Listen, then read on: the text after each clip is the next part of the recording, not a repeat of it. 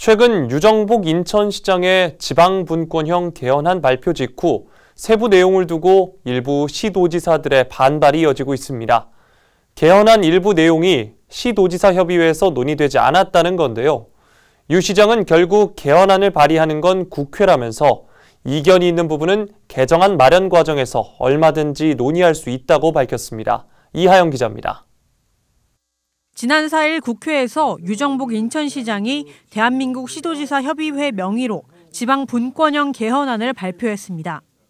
대통령 4년 중임제와 국회 양원제를 도입해 중앙정부에 집중된 권력 구조를 개편하고 지방 분권과 지방 자치를 강화하는 게 골자입니다. 이 밖에 헌법 제84조 대통령 형사상 불소추 특검 범위를 재임 중 발생한 형사사건으로 한정했고 선거관리위원회를 행정부에 예속시켜 감사원 피감기관으로 규정한다는 내용도 담았습니다.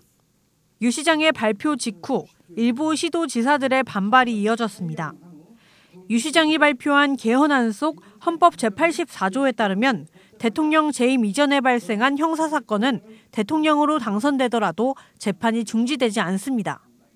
이 부분이 사법 리스크를 안고 있는 이재명 더불어민주당 대표를 겨냥한 것이 아니냐는 겁니다.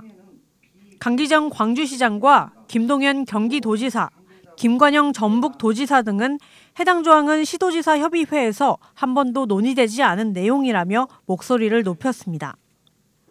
다음 날 유정복 인천시장은 기자회견을 열고 진화에 나섰습니다. 헌법 개정이 국회 발의와 국민 투표를 통해 가능한 만큼 해당 문제들은 개헌 논의를 하는 과정에서 국민들이 판단할 사안이라는 겁니다.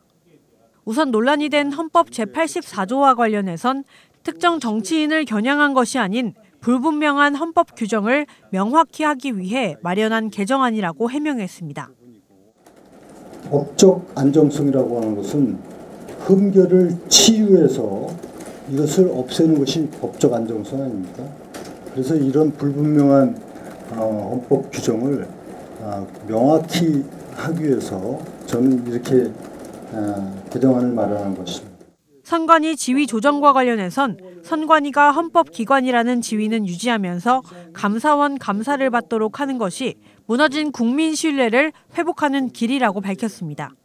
국회와 대법원과 같은 그런 기관적 성격이 아니라 정부의 한 기관으로서 함으로 인해 가지고 감사원 감사를 받는 기관으로 하면은 지금 국민적으로 이렇게 불신을 받고 있는 정부의 각종 채용 비리와 같은 이런 문제를 막을 수가 있다. 유 시장은 결국 이번 개헌안을 발의하는 건 국회라면서 이견이 있는 부분은 국회가 국민의 뜻을 반영해 개헌안 마련 과정에서 얼마든지 논의할 수 있다고 덧붙였습니다. NIB 뉴스 이하영입니다.